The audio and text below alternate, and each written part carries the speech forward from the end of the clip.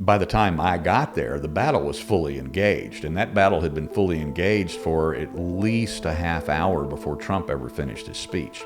That's an inconvenient truth that most people still don't understand, is that there was a predetermined group of people there to cause havoc and to incite this particular event, and it had nothing to do with Trump's call for everyone to patriotically and peacefully march toward the Capitol. Those folks had already started doing that stuff before Trump ever said that. I don't know what point in his speech or what the exact time line is of when he said those words, but the point is they couldn't have went, Trump told us they weren't responding to a command because they they were not responding to a command to fight like hell or to march on the Capitol. They were already there. And if they had responded to the command, they would have had to work their way out of that crowd, which was an effort in and of itself, depending upon where they were.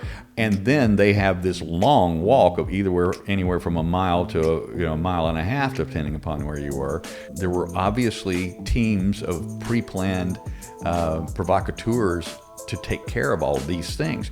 Now, in all these, 2.5 years later, we've seen CCTV from the Capitol, and we can see those people actually doing those jobs. We can see them going down. You see one person ripping the signs actually said closed area, and they were on like every other one of these bike rack barricades surrounding the Capitol. And you start seeing individuals walking down, and their job is to pull the sign off.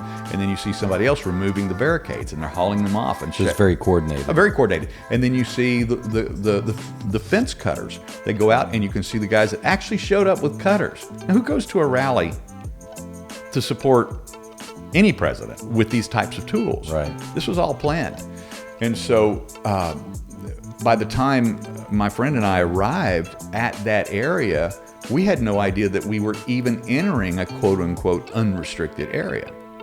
Certainly, the tens of thousands of people that arrived later had no idea. No idea. You can't see that people stuff. that were ultimately charged with trespassing, or what I call the glorified trespassing charge. The entering a restricted, federal space like that, and have faced that crime, which now, over 1,000 people have been charged with that. They entered a space they had no idea was restricted.